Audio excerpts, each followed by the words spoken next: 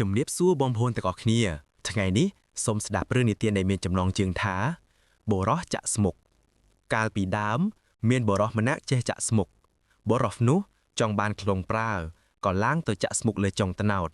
ហើយគិតតែម្នាក់ឯងថាបើអញចាក់ស្មុគបានមួយលក់បាន10សេនបើចាក់ស្មុគបាន1000នឹងលក់ទៅបាន100រៀលរួចអញលោះមនុស្សប្រើបើប្រើមិនបានដូចចិត្តអញនឹងធាក់វាបុរសនោះមិនគ្រាន់តែគិតក្នុងចិត្តក៏ងាដៃលើកទាំងជើងធាក់ធៀងត្នោត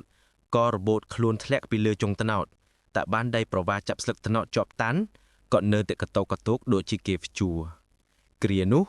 មានត្រម៉ាក់ដំរីម្នាក់ជិះដំរីមកជិតនោះបុរសនោះស្រែកថាបើអ្នកណាជួយដាក់ខ្ញុំពីចុងត្នោតបានខ្ញុំសុខចិត្តចូលទៅបម្រើលោកអស់មួយជីវិតត្រម៉ាក់ដំរីលឺហើយមានចិត្តត្រេកអរ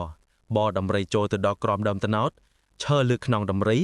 ដៃតោងជើងបុរសនោះជាប់ដូចជាអង្រួងខ្នងដំរីនោះដំរីក៏ដើរទៅត្រម៉ាក់ដំរីក៏ព្យួរជាមួយនឹងបុរសនោះគ្រានោះមានមនុស្សទំពេក4នាក់ដើរស្វែងរកមនុស្សទៅបម្រើប្រពន្ធគ្រប់គ្នាលុះដើរទៅដល់ក្រោមដើមត្នោតនោះត្រម៉ាក់ដំរីនិងបុរសចាក់ស្មុគស្រែកថាបើលោកអ្នកណាជួយខ្ញុំឲ្យរួចពីចុងត្នោតនេះខ្ញុំទាំងពីរនាក់សុខចិត្តទៅនៅបម្រើលោកអស់មួយជីវិតទំពេកទាំង4នាក់នោះឮហើយត្រេកអរណាស់គិតថាបានដោយសេចក្តីប្រាថ្នាក៏ស្រែកថាយើងទាំង4នាក់នឹងជួយអ្នកឲ្យរួចទំពេកទាំង4ឈើក្រោមដើមត្នោតយកសម្ពុតចងកខ្វែងទល់មុខគ្នាជា4ជ្រុងហើយស្រែកប្រាប់ទល់បរោះចាក់ស្មុគនឹងត្រម៉ាក់ដំរីថាចូលអ្នកទាំងពីរនាក់ទម្លាក់ខ្លួនពីលើចុងត្នោតនោះមុខចុះបរោះចាក់ស្មុគនឹងត្រម៉ាក់ដំរីទម្លាក់ខ្លួនទាំងពីរនាក់មកលើសម្ពុតដែលបរោះទំពេកទាំង4នាក់ចងនោះដូចជាគេទាញសម្ពុតជាប់នឹងកទំពេកទាំង4ជុលក្បាលគ្នាស្លាប់ទាំង4នាក់ទៅ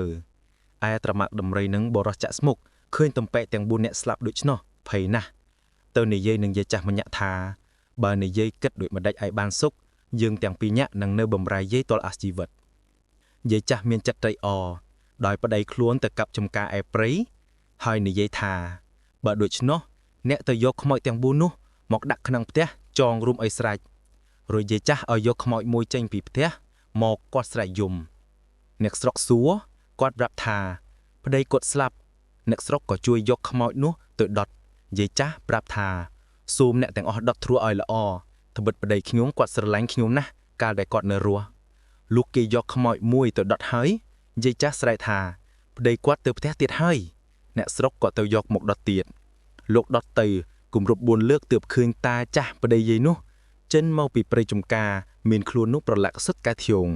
ពួកអ្នកស្រុកឃើញក៏នាំគ្នាដេញចាប់តាចាស់នោះយកទៅដុតចង្រោះឲ្យស្លាប់ទៅនាងនោះឆ្លើយថាស្អុយណាស់ខ្លាលឺដូច្នោះនាងយកជាលៀតមួយតានឹងដាក់មាសប្រាក់ឲ្យនាងយកជាលៀតឲ្យខ្លាដាក់សុទ្ធតពោះវែដាក់ពេញជាលៀតហើយឲ្យនាងនោះប្រាប់ថានាងយកទៅផ្ទះហៅបងប្អូនមកជុំបិទទ្វារឲ្យជិតសម្បើកនាងនោះទៅដល់ផ្ទះហើយប្រាប់ម្ដាយអរណាស់ឲ្យបងប្អូនមកជុំបិទទ្វារបើកជាលៀតមើលពោះវែកចេញមកចឹកមនុស្សទាំងនោះស្លាប់អស់ទៅសូមជួយចុច like និង subscribe ថងណាប្រុសស្អាតស្រីស្អាត